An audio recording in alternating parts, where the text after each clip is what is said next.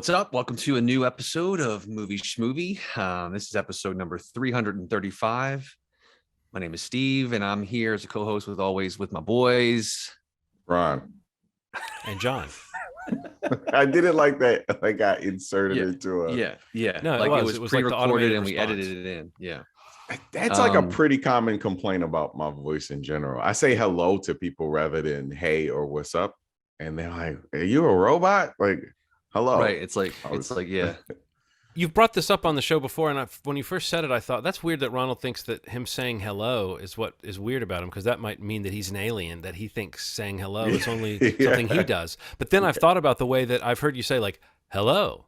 And it does kind of sound like it's been added in like ADR later. Like, it's not anything I've done on purpose, but it always... It's those pipes. I went to the mail room. What the post store? Office. Hey, you got to start somewhere, man. The mail store, yeah. The mail store. I went Work to your way up office. from the mail room. And I said hello, and she went, "Who says hello?" I was like, "I say hello." She's like, "Okay, how can I help you?" That was a great conversation you had. Yeah. Yeah, it was very strange. Yeah. So I guess this will be probably a lean episode. I think, I don't know, unless something else to talk about, but yeah, so we're going to be talking about the 94th annual Academy Awards. And unlike those, we'll hopefully keep this a short episode and come in on or under time. And then we're going to also just talk a little bit about the premiere episode of Moon Knight, which just came out this week. If you're listening to this on Friday, it's already on Disney Plus. What about Atlanta? Did you guys see Atlanta? I have not watched Atlanta yet, but yeah, we're welcome to talk about that too. I mean, it's been out. I wanted to mention Winning Time at some point this podcast.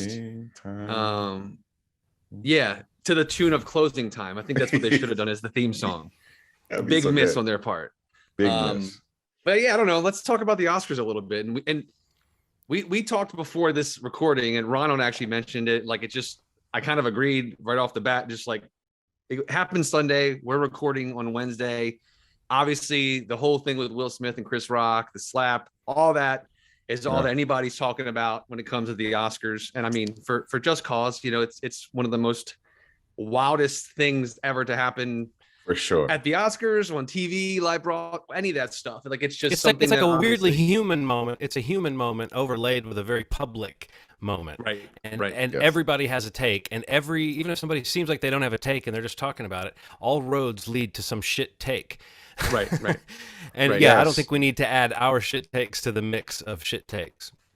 Doesn't help that I'm friends with 300 comics, like in real life, same here. Social media friends with 300 people who do it for a living or just do it casually. They like, the jokes don't stop, so like I've heard every joke. John's probably heard every joke because we have a lot of crossover in the in the art space. So like I did hear one joke that I liked because it sidesteps all the punditry. And it's what a way for Demi Moore to find out she's not cast in G.I. Jane 2. Yeah, I saw that too. I like that. Yeah, I like that. But I agree. Let's move past it. It's a little. We've all seen too many memes. Like, I find it genuinely upsetting to think about what the individual players in this scenario have gone through and what they must be going through. And so it feels like I don't know. Whenever if something feels like a highly personal matter like that, I sort of feel like it's weird that I saw it. It's not. You know what I mean? It doesn't need to be resolved in front of my eyes. That felt like something really a perfect storm of things that happened. So yeah. Yeah, and also, if you watch the broadcast, it's like 20 seconds out of the broadcast too. So it's like if you left the room to get popcorn, you could have missed it, and you could just get on with the show. And I guess that's what we're going to try to do with our exactly. Yeah, I mean, and that's the idea, is that, like, I think we were just saying, like, that's all that everyone's talking about. So there's plenty of other things that happened during the broadcast, whether you, and we'll get into this, think it was a good Oscars, good broadcast, good TV, the production, any of that stuff. That's up for, a discussion, but also just, the things that did happen that were pretty historic, and pretty exciting, especially a couple of awards that I was very happy to see. I feel like that's probably what we should spend a little time just kind of going over, talking about, and just kind of let the other topic that everyone's discussing kind of be as it is. Well, I mean, I'm sure it'll be because around for a while. isn't the real tragedy of it that would overshadow things? And if we just talk about that, then it's like all we're doing is letting that happen. So yes, let's step out from the shadow and talk about the show. Yes.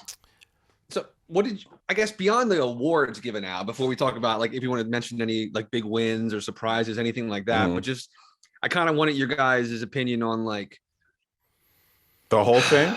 Well, just the production, you know, like year over year, the Oscars have been falling apart. Yes. And there's a constant effort.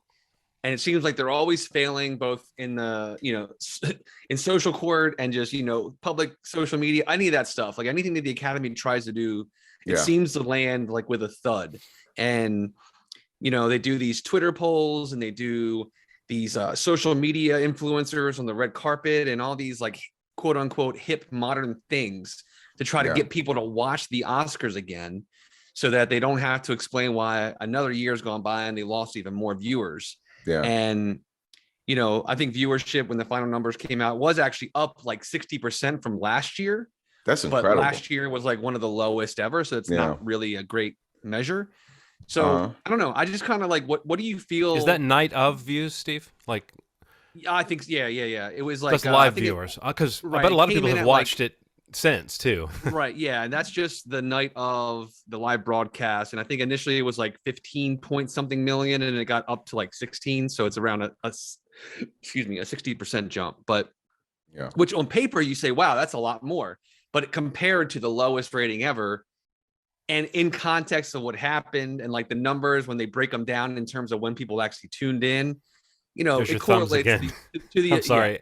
It correlates to the event that we're talking about. But I don't know. I just kind of want, you know, obviously, you know, like the Oscars are huge to me. Like I used to have parties for them. You guys would come over, like it was a big deal. And year over year, it's becoming less and less exciting in ways. I mean, I still look forward to it. Not many people I know still do. And I feel, you know, personally, like the scope of people that I talk to about the Oscars gets smaller and smaller every year because people just aren't watching the movies that are in the conversation, let alone the broadcast itself. So, I mean, what do you guys think about the broadcast, you know, and what do you think of just about what's going on with the Oscars itself? I mean, it's in general, just movies are changing forms. I won't say dying because that's a little dismissive of what's happening. There's a cultural shift, right? People demand more. I think the issue was for a long time culturally, people outside of, you know, the audience that it served at one point were on the outside, right? And now, because, you know, opportunities are coming, studios are banking on people are making indie stuff themselves because cameras are getting higher quality, making things and bringing it to the studios. Because that machine is broken, having to answer to the Oscars for validation has changed, right?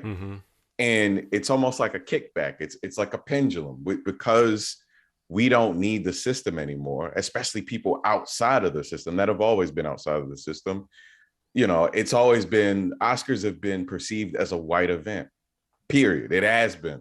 And up until a couple of years ago with, you know, Best Picture happening, you know, and, you know, it being a movie helmed by a Black man, the idea of like art as it pertains to anybody outside of the mainstream culture has shifted maybe a little teeny bit. Oscars so white, all that stuff really did. There's a recalibration that's happening. It's going to take a couple years before it gets a little balanced. Right. So in the midst of that, Will Packer was hired to do this one, who is, for anybody that doesn't know, look his resume up. Girls Trip, Think Like a Man 2. He executive produced some of Straight Outta Compton, Ride Along. These are like monster hits. And a part of the Kevin Hart sort of train of going from a US thing to it being like an international thing in terms of a Black man helming a movie. Is this possible? Kevin Hart has shown on some level that it could happen. They bring him to the mix. And for me, to be completely honest, I'm a comedian at heart. You know, I'm a laugher, I'm a joker. I thought this thing was kind of swinging for the fences. I think that Amy Schumer's won me over somehow in the past couple years. Like something's happening. I think she stopped going for the like. There's a type of comedian that exists, the like the white woman that is acting very like unaware of her privilege, unaware of her impact. That's a genre of comedy that exists that she used to be in, it feels like. And now, you know, seeing her and Regina and Wanda Sykes together, there was like a chemistry that existed on the stage that I don't think I'd seen really beyond like Amy Poehler and Tammy Faye. Tina Fey, sorry. So in general, I thought it moved very well. I laughed at all the bits. Some of them felt kind of short, but like I liked that they were kind of swinging for the fences. The music was incredible. There was like random hip hop. They like played random like "Hate Me Now" when P. Diddy came out, one of his hits from the late 90s. Like this thing was like on a different, it was aiming for something different. And if you know a person gave it a chance, I think they'd maybe think that this one felt a little different. Unfortunately, because of what happened with Will Smith, you know, it sullies, you know, what this felt like, because the tone changed after that happened. It really did. Like it let the pin was put in the balloon and it exploded. So overall, I loved it. I gotta be honest. Like I love what Amy was doing. I love that she addressed the elephant in the room. Like I fucking love that. Like it just felt like, oh, this is what happens when you let women just be great in a space. Right. That's what I felt like. I don't know. John? I mean, you made such a convincing case. I feel bad that I did not like the show that much. Oh, man, that's okay. No, I'm just saying, but for all the reasons you just said, I enjoyed those aspects. I like to see them try different things. I don't think it's this weird thing that they're trying such different things. I think it's weird that it's an institution that is so confused about how to do what it needs to do, but also where it stands with regards to the culture. I mean, everything you guys said about like people seem to care a little bit less about this Hollywood patting itself on the back kind of thing. People have, you know, we're just in a little bit more cynical time where it can seem like not just a white event, but an event that like honors movies that nobody goes to see. I mean, that was sort of the assumption that like the Oscars were kind of rubbing your nose in some movies that you didn't want to see. And I don't think that's true. I think we've all always tried to see all kinds of movies. Yeah. But if you think about when you know, there's always been this divide, and I've been back and forth about it in my own life of like, just, oh, should they be putting more populist movies in the mix in the Oscars? But doesn't that also seem like the Oscars are kind of desperate when they do that, when they try to glom onto something? So I don't know. I think it would be a constant problem. I don't know how I would solve it. They bring in like a talented producer. They do their best job. That's just what kind of happens with the Oscars, like how to stay relevant. I do think this year's show felt really like, I don't know. It does feel like something has happened where that Oscar so white thing, it's not that show anymore, you know? And I think that's a really good thing. And I think that not just who's presenting, but who's getting awards, who's being nominated. It seems like a lot of people have kind of woken up to just how irrelevant maybe that idea of what an Oscar film was becoming and what an Oscar performance was becoming. But I felt like the show felt kind of rocky to me. I felt like all the little transitions were kind of bumpy. The crowd didn't really seem like they were too into any of the comedy to me. There were some big laugh moments, and I agreed. I liked the hostesses or the three-headed host, whatever we want to call that. I liked them. I felt like the night had its first like speed bump though when that Samuel L. Jackson bit went on for like 19 years, and you could tell he wasn't into it. The audience didn't know what was funny about it, but each one of them had to read like 3 punchlines or something. That to me was worse than the event we shall not mention in terms of like oof, because up to that second I was literally about to call everybody down and go, hey, the Oscars are really funny this year. I just felt like that really threw off the energy. But I think the Oscars is a show where the energy gets thrown off and you get it back. And I mean, let's not forget, like half of what Johnny Carson did when he was on the air was like make fun of how a joke didn't land. That's half of what David Letterman did. Yeah. That's half of what every Oscar host does if they're doing their job right, is like sit there in the silence and then kind of find a funny way to weasel out of it. So I thought that they were great. Like I was enjoying every time it cut back to them. I thought the little costumes gag they did was fun. It still all felt to me like it was a rehearsal or something. I don't know. The show just felt a little bit rocky, like they didn't have the kinks worked out. And I did occasionally find it strange that there was somebody just playing music that sometimes didn't seem to match what was happening, you know. But every now and then, I think there were some great moments with, like I particularly thought Billie Eilish's performance was really good. I love that. Yeah. That was really good. I don't know. I thought it was a bumpy show, but I can't think of an Oscar that we haven't said that about. Yeah. I thought this was funny. This was what, the 94th? Is that what this was? Then the way that it shows up on Hulu is when I was watching, because I didn't watch the broadcast, I watched the replay. It was season 94, episode 3. I just thought that was kind of funny. That's nuts. But I watched the whole thing and edited down. It was less than 3 hours. So I think in that sense, you can say like it did. It was, and actually, Henry and Nikki, they came down and we watched a lot of it together, and it was kind of fun. It was a little bit of that, like, this is a fun show to sort of sit and watch with people. Even if you haven't seen all the movies, which this year I felt like was one of my worst years as far as covering all the movies that were being hit. But I'm not sad I watched it, but I did not think it was a particularly like smooth show. But that doesn't mean I didn't like what they tried to do. I thought also one other thing, I thought the in memoriam sequence was very strange. I thought it was odd to have sort of a distracting dance going on in front of the in memoriam. I don't know. That to me felt like a misstep. That was Black Church.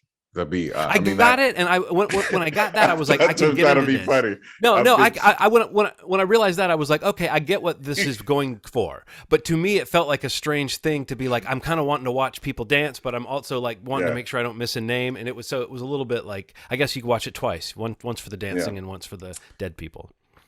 John, I've been to more than 5 funerals where right in front of the casket, somebody comes out in a ballerina outfit and does like a 5-minute dance, interpretive dance. So like, I love it. I thought that's what he was doing. I think he was trying to talk to people through these things. Like, oh, it's like church. It's like a funeral. And it did seem like that a little bit, like, because it did seem to transition from what you'd expect the in memoriam to be into even the way like it was being shot, like it was like closer in on the screen when it was like the quieter, sad sounds. And then as it opened up, you would see like the dancers and the singers and like the music, the tempo kind of moved to like more of a celebratory kind of approach to remembering someone, which I kind of got what they were going for, but it did seem a little distracting. But I think my biggest thing, like, I just don't think they know what they want the broadcast to be anymore. No, and when I say, you're right. And when I say when I say they, I mean the Academy, because I feel like you're right. Bringing in Will Packer, he's one of the most successful producers making movies, right? Writer, director, producer. His movies have done over $1 billion. Like, he's huge, and he knows what works in terms of entertainment. Whether you like all the movies he makes or not. They make money, they get eyes, they're entertaining. And I think, so that's an inspired choice. But I mean, part of me wonders is like, is it more beneficial to like maybe find a producer who like produces like live events instead of a producer who does like television shows or famous film directors, or, because it seems like they pull that mix, and it almost seems like they need to commit to a producer for more than a year so that they can really try to create a real sense of vibe and environment about what this award show should be. Because I think year over year, to me, it becomes feeling more and more like the MTV Movie Awards. Like, it's what it even people involved with the MTV Movie Awards are like tweeting out during the Oscars, like, this looks familiar, like almost like as a criticism, because, like, not that I don't want to see a live, quote unquote live Beyonce performance, but like, when the show starts with that off location, there's a relevance to the location. But that's very odd to me that you start in the house, then you leave and watch it for 10 minutes, and then you come back and it's 25 minutes before you get to the first award.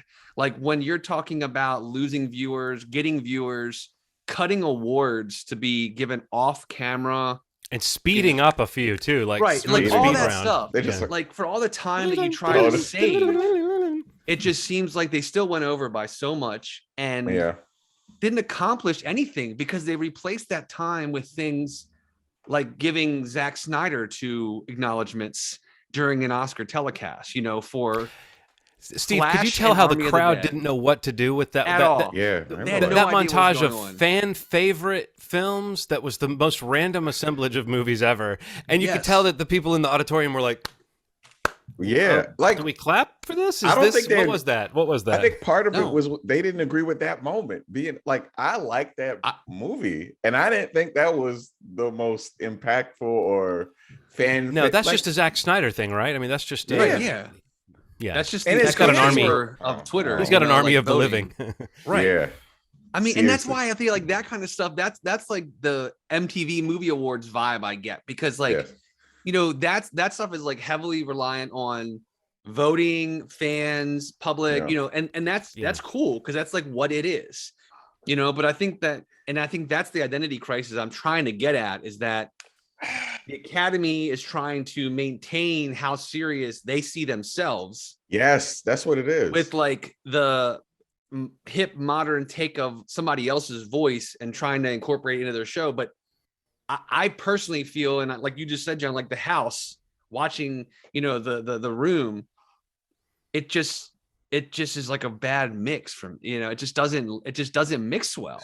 So the issue for real is like, there used to be like a us and them thing about that sort of like Oscar thing. Like Oscars were like celebrities.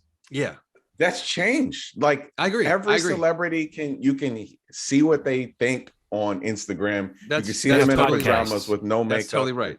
Yeah. So what I think that the key to that is maybe handle it like a gala rather than, like the Met Gala, the way that they treat that. It's like, it has to be an elaborate place. It's not the people, because the people are special. That's not what it is. And it may have to be the setting that makes it special. Right. Because I don't think just having people sit around is what makes it special. It's the movies.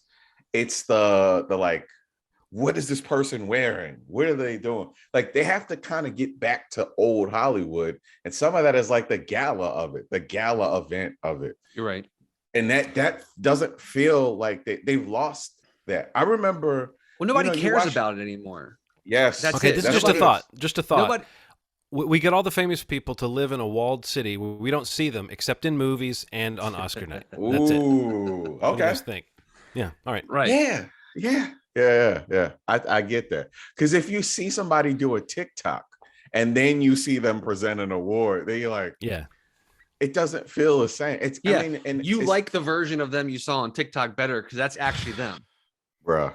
Right. That's what and they're not reading like, some awkward, some awkward, terrible material. I don't know why that's still the thing, is that that every presenter has some mishmash that they've never looked at before. But I mean, I think we accept that that's part of the humor of them going, these great actors get up there and stumble over a teleprompter. Yeah. It's just weird. It's just a very strange show. I can only imagine that people who go to the Oscars on a regular basis have a general feeling that, like, that's a weird, like, if you're in all these movies and stuff and you go to the Oscars, you must think this is a weird show to be part of, but it's an institution. But yeah, I hadn't even thought about that, Steve, about like someone who's got some expertise in the live event realm might be able to bring some kind of just smoothness or cohesion to it. But that it's not necessarily all that you want. I mean, it is a little bit more interesting to talk about when it's this constantly changing thing. It's just weird that it doesn't have this cachet that it had for so long, and yet they still sort of treating it as though it has this. It's crazy because cachet. It's tied to the thing is, man, old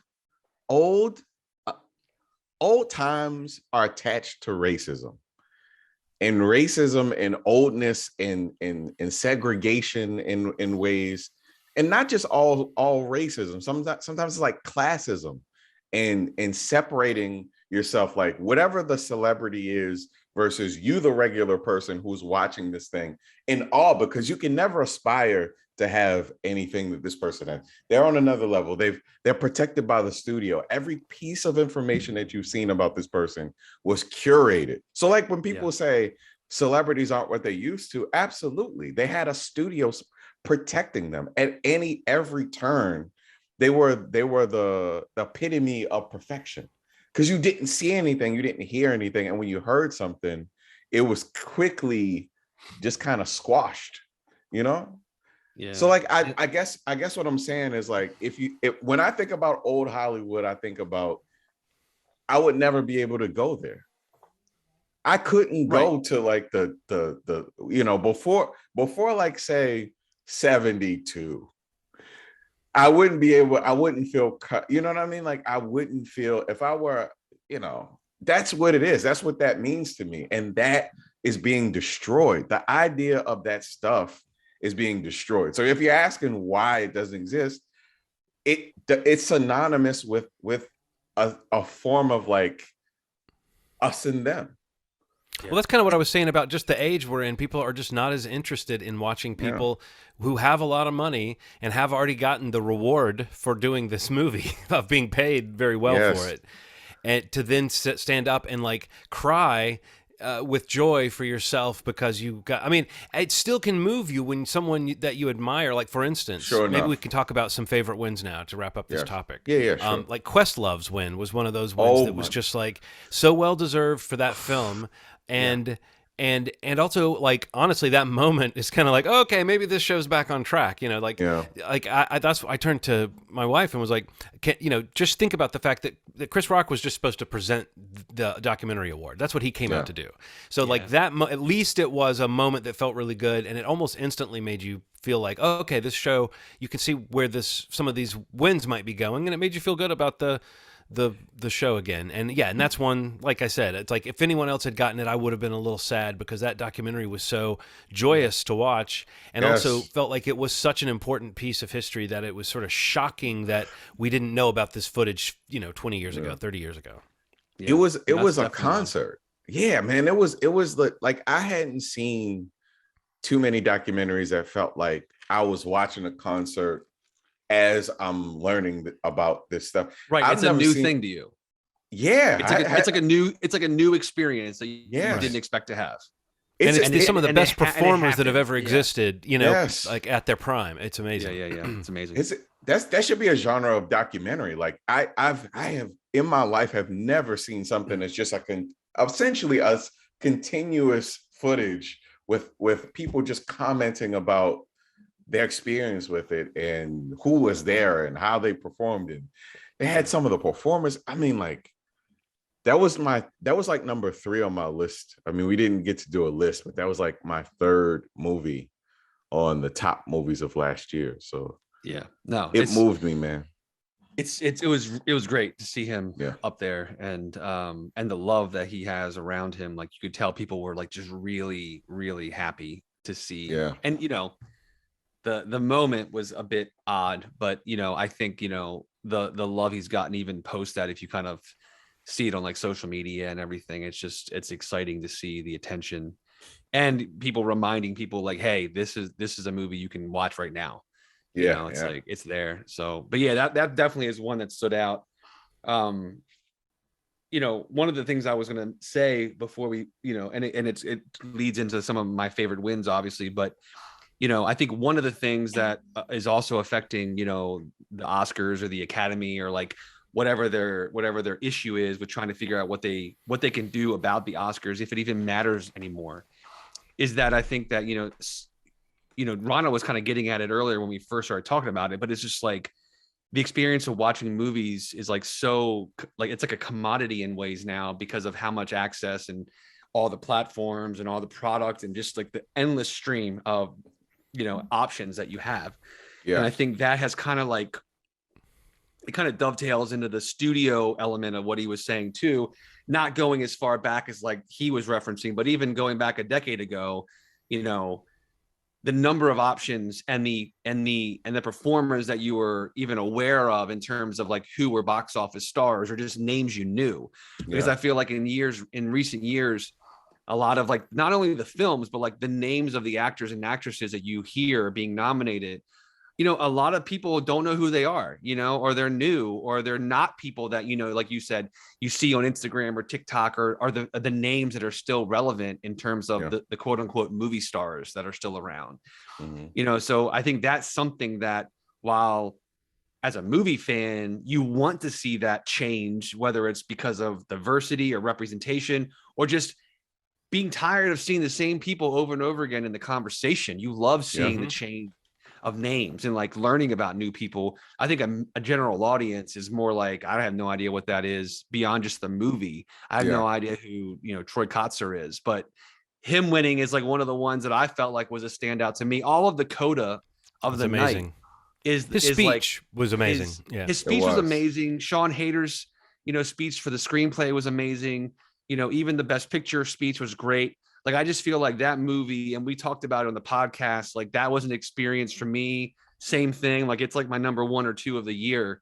And, you know, I just feel like I had been rooting for that movie for so long. And while it's kind of sad that it missed a lot of other categories that I feel like it should have gotten for the nominations, it's painfully obvious that once voters were aware of this movie, once it was nominated, it's so obvious that people made it a point to see it, and it wins these major categories. And it's just like an example to me of just like, it's a perfect example of like, there's just so much there that people aren't finding it. You know, if it doesn't find a way to, you know, crack Netflix's top 10 or be the number 1 at the box office for movies that are still doing that, it's so fractured that a movie of that quality and joy watching that movie is being missed. But it made me really happy to see him win. His speech was phenomenal, super emotional.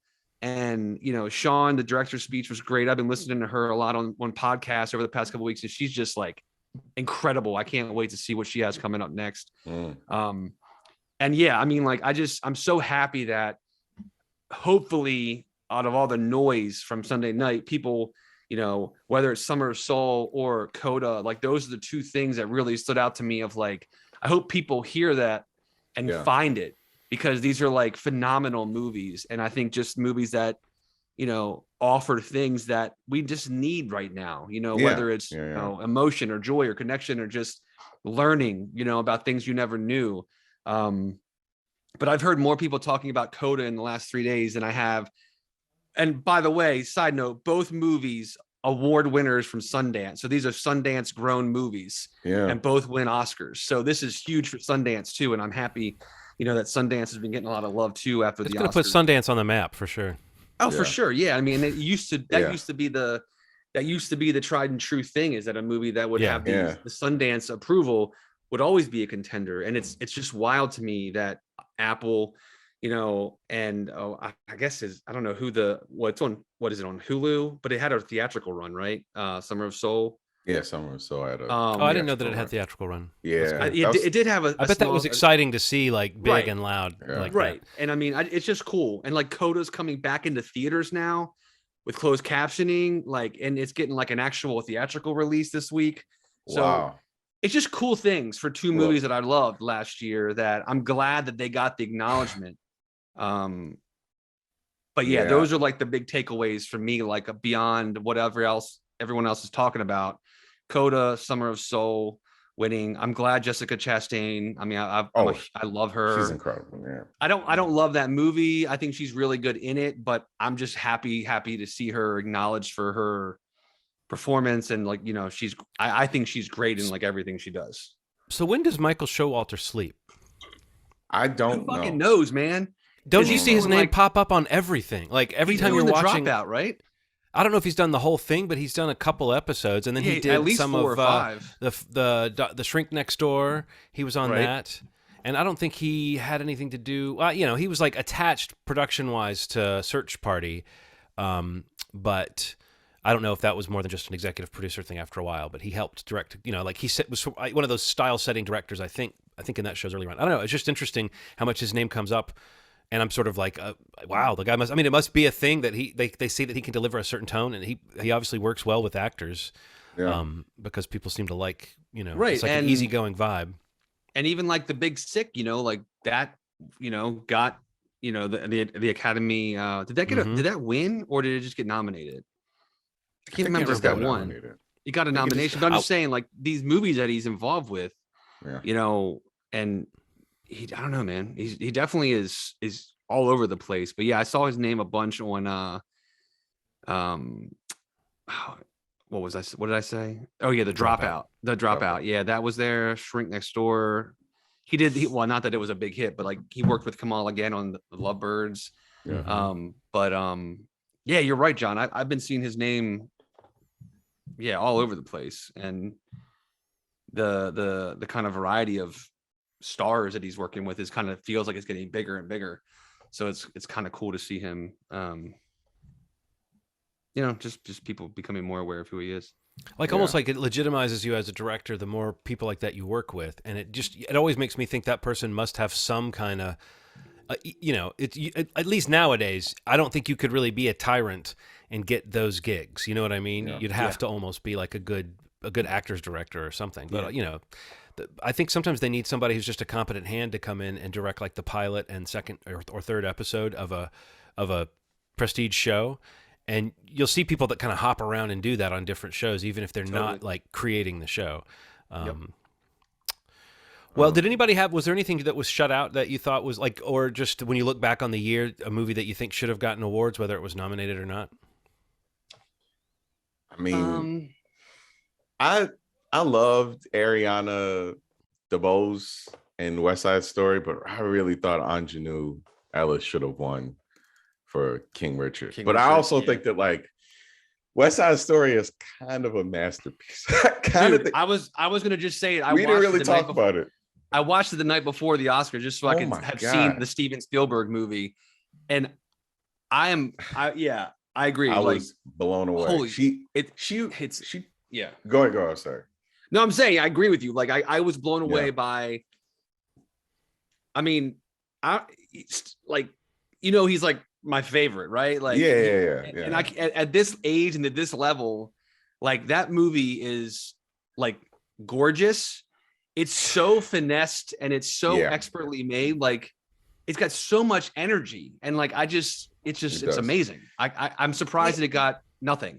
So it got one award. Yeah, that's one of the things that really the Oscars really do preserve. I forget to mention this, man. Like there's a art to movie making that I think sometimes could get lost in the fold of like, you know, kind of what Netflix is, what, you know, the ability to get so much from Hulu, the ability to get so much from other services.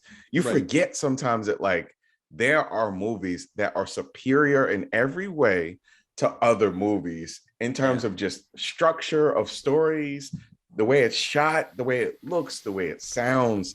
Sometimes like Dune winning all those technical categories. Come on. I mean, like, have you listened? That movie sounds That's the Star incredible. Wars spot or the Lord of the Rings spot. You know, it's like here's the way they honor those types of movies is by giving them. But at least people took note. It was a very well made movie, well crafted. Yeah. Second Japanese movie to get some acknowledgement would Drive My Car this year, winner of the international feature. It should have just been in a regular feature. I don't understand why they keep doing this, like where it's like they're separating this thing. Like you can't just read subtitles like that count. I've seen about the movie's 3 hours long. I've seen about an hour of it. I'm gonna watch the rest of it. It's gorgeous. It's well done. It's like 2 movies in one movie. There's like a prelogue and then like it gets into the actual story. So like that, and the subject is rough. It's loss, you know, it's like real big loss. So like, I get why that didn't garner a lot of attention. Jane Campion, Power of the Dog. Come on. I mean, I love that movie. I thought it was really well done. Yeah. I kind of was like, I know she was like the almost a lock for that until she kind of like made the comments that were questionable. No, I know. But I almost, having watched West Side Story the night before, like I was like, could Steven Spielberg win this award and like it'd be like a upset because of those kind of things? Because Denis not being nominated was kind of a shock to me because apparently that movie made itself. But I just I just something about the West Side Story really surprised me. Like, not that I didn't think it was. No, yeah. Not that I didn't think I would like it, but I don't know. Like, it just, and I don't even think like the music is what I'm talking about. Like, the music it's classic. There's some new stuff, but it's the stuff you already know. But I just think the ways in which it was updated and just the filmmaking is what really wowed me about it. So I don't know, that would have been one of the surprises for me if that had happened. But yeah, I haven't watched The Power of the Dog. But okay, obviously, Belfast I like Belfast. I did watch Belfast. Yeah. But yeah, I don't know. I feel like most of my favorites of the year, like that would probably come into this conversation. I feel like were present. I really, I mean, not to come back to Will Smith, but I really was rooting for Andrew Garfield for Tick, Tick, Boom, because I thought that was the best performance of the year in terms of actors. I haven't seen it yet. I'm gonna give it. And it was kind of his year in that sense too. It was, he had a big year with Spider-Man, and everyone was kind of hot on him. As far as a movie that I thought would win something that didn't, I thought Nightmare Alley. I knew you'd say it's that, sad that it didn't get anything, and I'm sad that Bradley Cooper wasn't even nominated. Really, I mean, that would be one of the things to pinpoint about that movie. Man. And then Green Knight, I was sort of, I still sort of think it's amazing that apparently the Academy just didn't watch that movie. So that was my number one. That was my number one. Those were my two movies that I was surprised didn't get. And I also I didn't necessarily think about this year with like comedies that were great. I didn't even bother going back and thinking about the year. But every time I watch the Oscars, I'm like bummed that there aren't more fun movies. And I don't necessarily mean popcorn movies or high grossing movies or whatever, or Marvel movies. I just mean it's weird that comedies and that there aren't more movies that have like a subversive sense of fun that are even in the conversation for Oscars.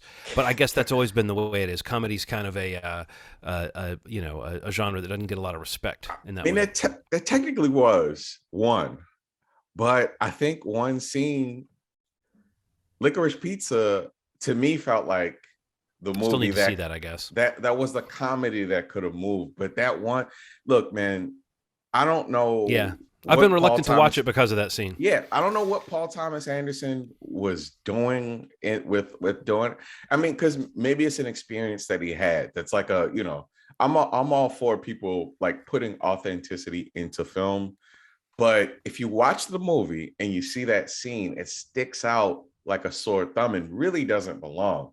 And I feel like it may have been one of those things where like, maybe Licorice Pizza would have snuck up and won some things had that weird Asian controversy existed within the film. Like, it is a great movie. Like, Licorice Pizza is like one of the better movies I've seen in the last couple of years. But Jesus Christ, like what are you doing, Paul Thomas Anderson?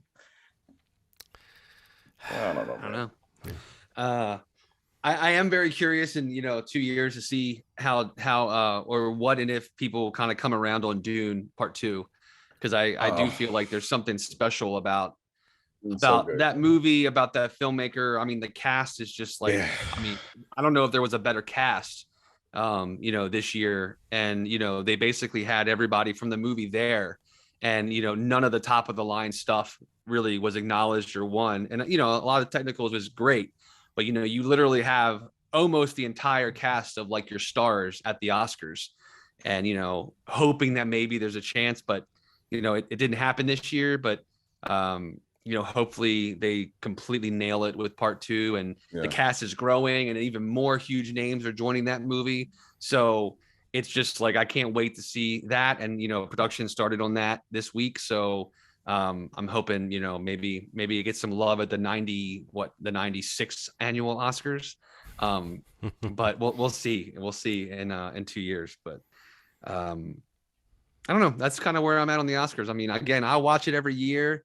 I root for the Oscars as an experience watching TV, because I like that. But I'm curious to see what happens, next year, and what other ways they come up with to probably make it worse, unfortunately. Hey guys, there's one Oscar we forgot to talk about. Oh yeah, which one was that? Here comes my segue. Probably our favorite Oscar, maybe. I don't know. Like, I honestly love Oscar Isaac so much that I really do think he might be my favorite Oscar. I don't know if you guys saw him on SNL. It's like it was one of those episodes where the celebrity. So every now and then the host is just in a lot of sketches and is like good, not necessarily hilarious, not necessarily all these memorable things, but just solid from beginning to end. Too, yeah. And game and sometimes you feel like certain people bring the cast, like people you can tell the cast enjoys working with the person, and maybe we'll hear stories one day how this wasn't true. But I thought Oscar Isaac was good on SNL in that way. He had a pretty good episode, and that show is. Spotty, but you can still, I don't know, I still feel like sometimes when you're watching it because you like the host, you're just sort of hoping that they don't have like a dud episode. So I don't know, I just think he's one of those guys who, there's an energy to this guy. There's something he brings to roles ever since Inside Llewyn Davis. Is that the name of it? Yeah. Inside Llewyn Davis, like I've noticed he brings like a wit and depth and something that's always a little surprising to his roles. And I really think it's interesting how much this Moon Knight show on Disney Plus, which is what we're about to talk about, I think it's interesting how much it's centered around him as an actor and a performer. Yeah. Similar to the way that like the first Iron Man movie is kind of centered around Robert Downey Jr. I'm sure you could point to some other Marvel movies that are centered around an actor in that way. But this first episode of Moon Knight, it's interesting to see a Marvel project that's not like clawing at other Marvel properties to remind you of where you sit with things. They didn't mention Thanos. They didn't mention the Avengers. They didn't make any cute references. And in fact, even the humor, which wasn't of the kind of wisecracking variety, it was more just the humor, I thought, of Oscar Isaac's character, Stephen Grant, who's sort of out of his league in almost every moment that he's in. And he brought like I read where he was inspired by Carl Pilkington from the Ricky Gervais podcast. I haven't heard that name. But he said that like, because Stephen Grant in the comics is an identity that's sort of Bruce Wayne-ish. He's like a rich guy and he's kind of like a cool guy. And Oscar Isaac came in with this idea of making him like a funny British character, but like with the comedy kind of coming from that British overly verbal tradition. So I think that honestly, it's almost hard to picture what this show would have been like from the first episode if that hadn't been the take on the character, because I think that's really what the first episode puts front and center is his performance as this this guy you really feel sorry for, who seems like his life is miserable. It wasn't as heightened as I thought. Like I think I had read some of the early reviews that kind of like depicted his accent and how he was acting as like a almost like buffoon sort of character, and it wasn't like that. It just felt like a person who was kind of silly, a nervous young man. A very nervous young man who is like constantly obsessing over everything, what he said, what he did, how he could have done it better. And I know that person. I know many people like that. I am a fraction of that, you know what I mean? Like it felt very real to me. It didn't feel as heightened as all of the reviews kept reading like. And I think some of that is just because they know he's an American actor playing a British person in this version of himself being at the head of this episode. But I don't think I could have asked for a more interesting take on whatever we're diving into. I think same. I think I'm a little impressed that you're right. Like they weren't, I hate that they when they cling on to the bigger world that exists. And if they reference it down the line, that's fine. But like open up with something obscure, a world I don't know, people I don't know. I'm good with that. Like I loved that. If you told me this was Quantum Leap, it would have been Quantum Leap. Like it really was that different from any Marvel thing I'd seen before. So, I mean, the introduction of a villain this quick, a villain who seems like he's an interesting villain. Yeah. I think. Oh my God. Like what? Like this approach is what I want. This is when somebody says a Marvel thing is coming to Disney Plus, I want it to feel as isolated as this felt. And then bring me in 5th, 6th episode. I don't care what it's connected to. But the first couple episodes, let me feel like I'm in this individual world. So yeah, that's all I can ask for. It seems unique in that sense. And I mean, I feel like that's what a lot of like people that I've talked to so far, they've also seen it. It's just like it felt nice to see, like, yeah, like John was saying, like the introduction of a new character that really you're not looking for connections to anything else. Like I was reading an article, it was talking about like apparently the like very close to like the museum that Steven works at, like in like geographically is the museum that Gemma Chan's character from the Eternals works at. Oh wow. And there's like no reference to it in the show. And the idea that they didn't call that out immediately is good, that, you know, they're not relying on tying to other things in the MCU, cool. Like you said, right off the bat. So, and, you know, I think the other thing for me taking away is like, I was a little like, the accent kind of was a little odd at first, but then when you kind of see where it goes, you know, with Oscar Isaac and the other way he talks, like it kind of lands nicely, I think, in the episode. And that kind of difference is, I think, really kind of fun. But I think, the biggest thing for me is that, you know, I think it definitely, I like the fact that, and I've even read, you know, reviews, apparently, you know, a lot of critics were given access to the first 4 episodes. And like, even at that point, it still seems like it exists on its own. Like there's no real overt attempt yet to tie it into the MCU that we already know. You know, eventually, like that would be cool if it does. But I think if this series could exist, just building this little bubble out, and then you could see how it pops into the bigger picture would be cool. But just time with these 2 characters and, you know, this villain that we just met, and it seems like the show could get like really weird, and I think that's kind of also exciting to see how weird they let it get, especially with like Benson and Moorhead involved in directing a lot of the episodes. You know, those are their films that they have made together are very weird movies and very sci-fi heavy and heady, and, you know, whatever level of that is allowed to come into this Disney Plus series, it makes me very curious to see where they go with it. But yes, I agree. I think he's also probably my favorite Oscar. So, I mean, maybe him and Oscar the Grouch are kind of competing, but you know, I hate to say, like, we go back further with Oscar the Grouch. That's true. We got history, but Oscar, he's got kind of a toxic energy, you know. Now I feel like I can say that in 2022. It's a little negative. Oscar Isaac just seems to be way more positive. He's made like a ton of movies. I would say, like, you know, History of Violence with Jessica Chastain. Ooh, so good. And Ex Machina are like the 2 that, like, for me are just like, this guy's got the goods. And like the MCU, he does feel like he could be like a Tony Stark like level character because it's Oscar Isaac, you know, like they could do something amazing with him as a major player in wherever the MCU goes. So, I mean, I think he's a great get for the world of the MCU. And hopefully the series kind of builds on that and just, you know, it seems like it's going to be a lot of fun and super weird, which is like a great mix to me. So the weirdness that you talk about, I honestly think that's something that I was digging on, like really digging on. And I'm coming into, like, now we're about to get the Sam Raimi Doctor Strange movie, which I think is going to have some good weird too. I think it's fun when a hero's powers make their life a living hell. And we're allowed to sort of feel their torment and have the comic energy come from that. You know, this person is dealing with their powers, but they keep waking up in weird places and they keep trying to piece their life back together. And then there's a legitimately sad moment where we see he misses out on a connection with a really hot woman who is willing to go on a date with him. And you recognize that in that moment, he's had this happen before. We catch this character deep into this existence, which I think that's another thing that makes this show already more fun maybe than an origin story we've seen before, is that I have a feeling we're going to get some flashbacks and some explanation, but I love that we're spending time with an identity, a man who has multiple identities. I think they're attempting to do a somewhat psychologically realistic portrait of a person with dissociative identity disorder.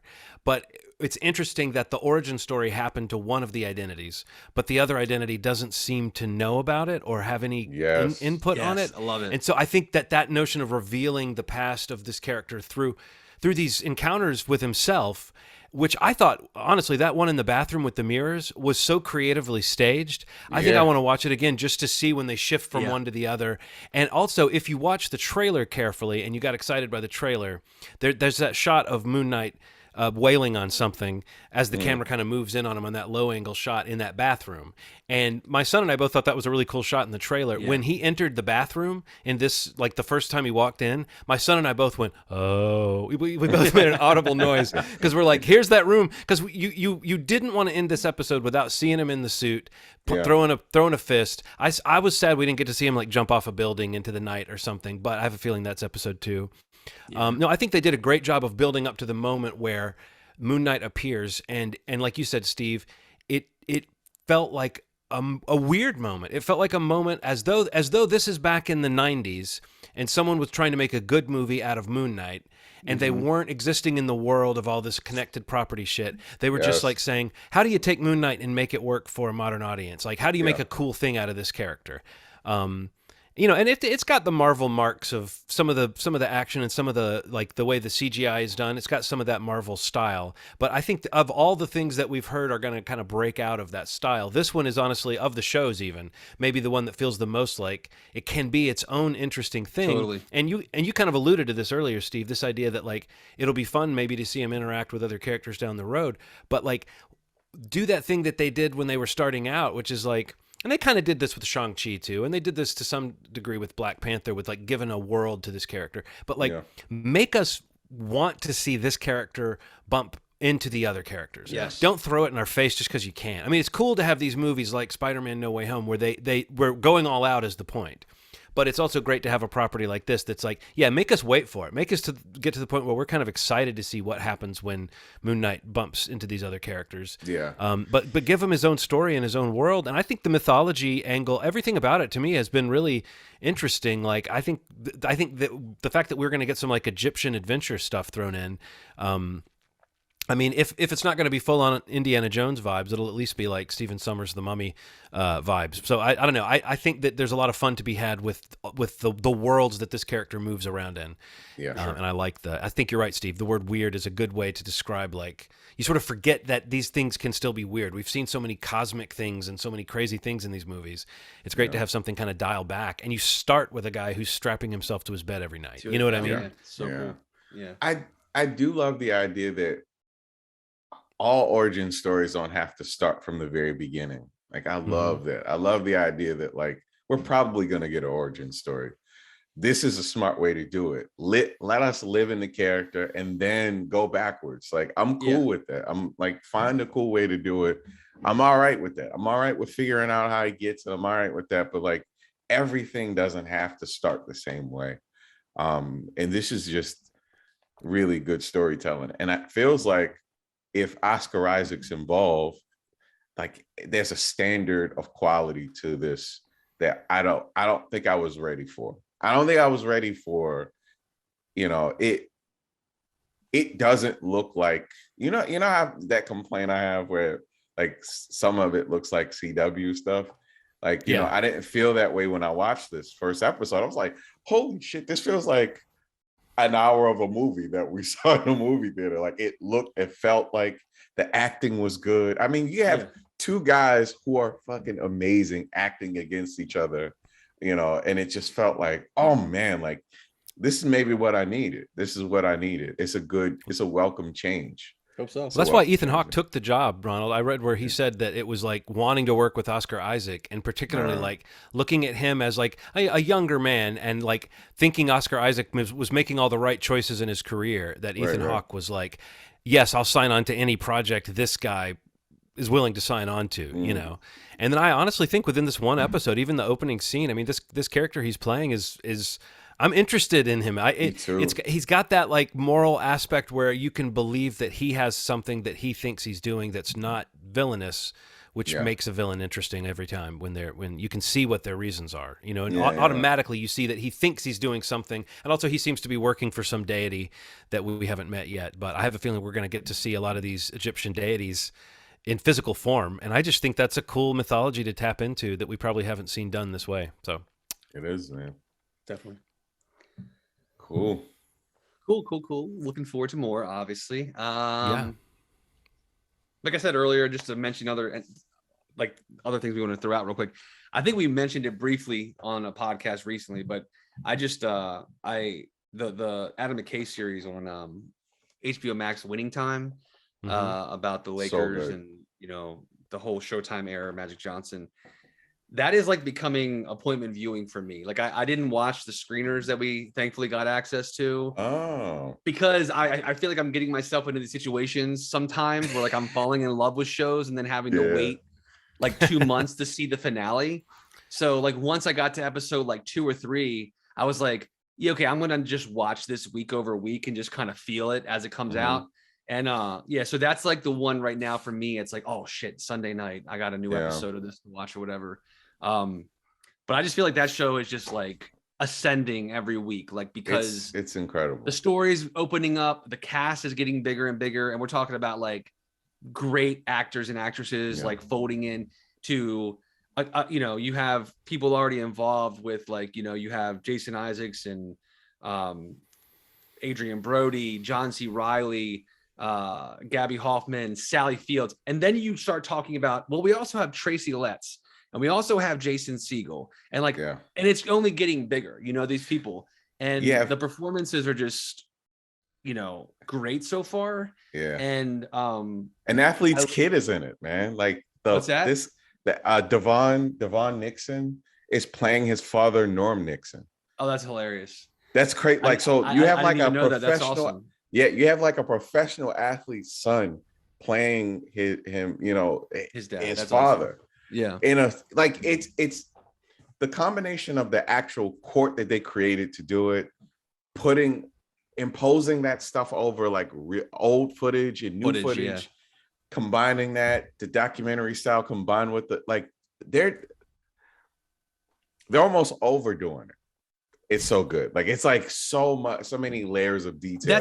That's the only thing I feel like that somebody might not like. Like if you don't like that, like that slickness of Adam McKay, you know, kind of like the breaking the fourth wall, the explanations, and like the like kind of reaching out. And I personally love it. And like, I'm a fan of almost all of his movies. And I'm a fan of all of his movies to a varying degree, but this specifically, like because of the format and the time he has to kind of expand over this decade, you know, plus long run, it's like, I think it works well for a series like this, and I think the ways they've come up with to kind of keep it fresh, like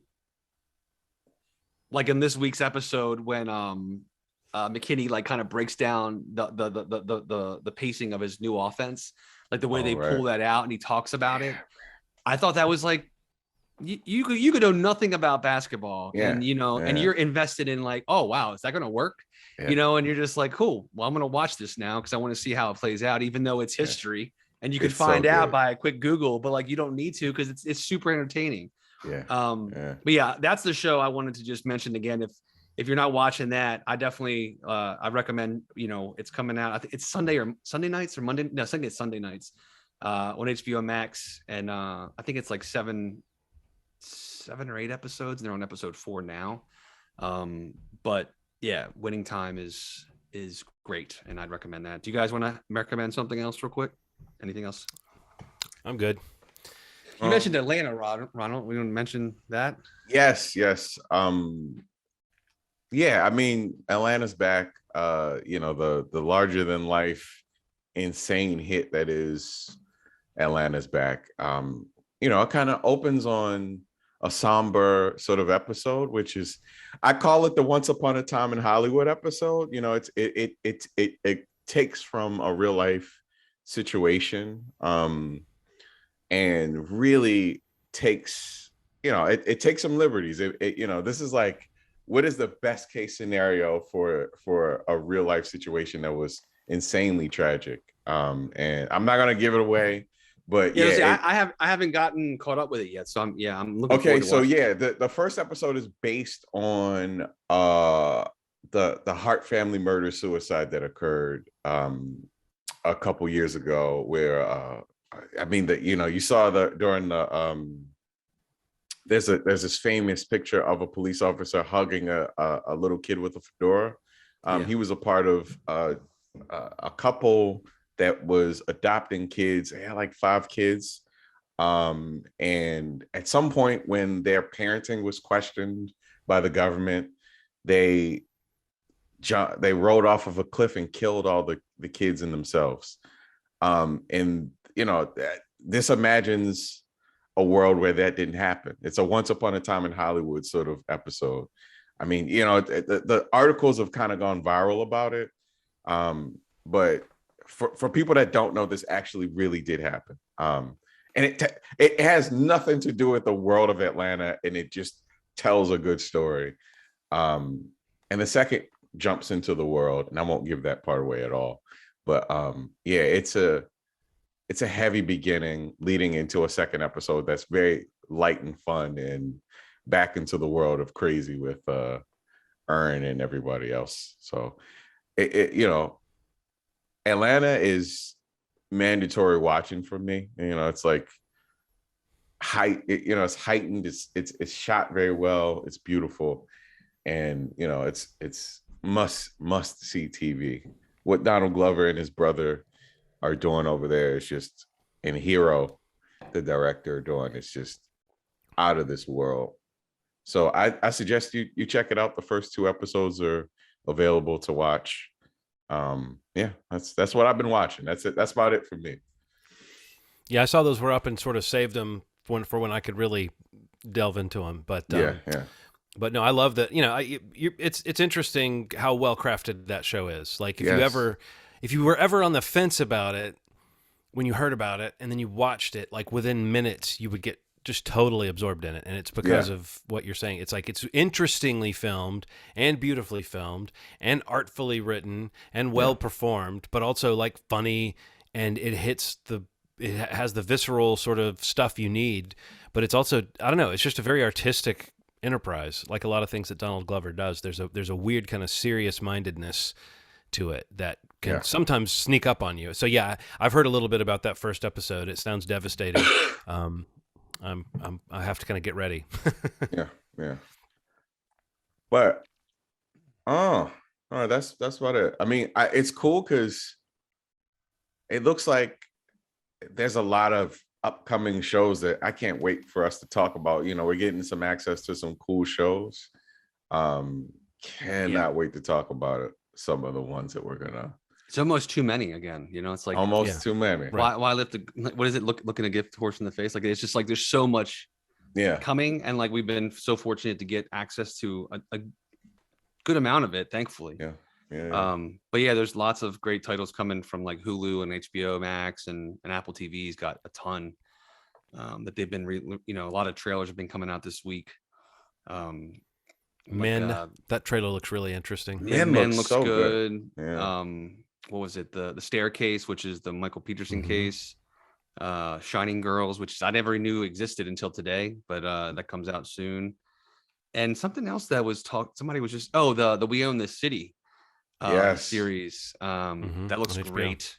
Yeah, we're gonna get access to that soon. Can't wait to talk about that. I know someone that wrote and directed an episode, so like that stuff is I was trying to get in to be a random person in it, like an extra or something. An extra. The process was so long, and I just didn't have the time at the time. But I'm looking forward to seeing it. So I'm sure lots of TV to talk about soon. So much TV. Yeah, I threw Men in there. That's a movie. I was throwing that in because you were talking about trailers that had come out recently. I cannot wait to see Men. It looks really cool, man. Well, once you see that trailer and you realize what part of the concept is, it's like, okay, I love Rory Kinnear. He's always great, and it seems like, okay, here's the tour de force. What's funny is that he played multiple roles on Our Flag Means Death, too. So it's interesting maybe that people just bring him in to play more than one character. Yeah, man. Cool, man. All right, well, that's good. I did start that actually last week. I'm loving that so far. Do you like? Okay, good. Oh my god. Oh man, the last couple episodes, Steve. There's some stuff that happens in it that is so like sweet and I don't know. It's just it's such an unusual mix of things for that show to have the sort of like depiction of death and destruction that it has, but also some of the most lighthearted, sweet. Honestly, like genuinely sweet character stuff going on, like in the 9th episode. Just when you get there, I bet you'll be bowled over by I'm sure where it goes. Sure. Cool. All right, man. Well, that's gonna wrap it up. Movieschmovie.com is the website. You can go there to listen to all past episodes of the podcast, all 335 plus. I don't know. Well, actually, no. There's some half episodes in there too. There's even more than that. Yes. So you can enjoy that. You can also hit up the YouTube social media channels, Facebook. You can listen to it right on Facebook. All are /Movie Schmovie except for YouTube, which is, what is it, Ronald? Is it Movie Schmovie Podcast or Schmovie Podcast? Movie Schmovie Podcast. Right. Okay. Movie Schmovie Podcast. Yeah. I'll remember that eventually. Which one it is? I always second guess myself when I say it. Steve, don't do that. I'm not going to sit here and let you do that. I know. Please. Thank you. But yeah, go to whatever platform you can listen to podcasts, though. If you subscribe and you listen on any kind of regular basis, first off, thanks. Second, if you have not left a review, or if there's any feedback that you can give on that podcast to help us have some sort of rating, or, some sort of presence with some reviews, that would be great and appreciated. And, share one of your favorite episodes with a friend. See if maybe they want to follow us and listen on as we put out these episodes weekly. Because we're going to be talking about a lot of great stuff in the coming weeks. And, hopefully when we get to watch more movies in theaters and more movies are coming out again, kind of get back into those conversations more and more as well. But I'm good to go if you guys are okay. All right, cool. I'm good. As always, thanks for listening. You've made our day. Bye. And then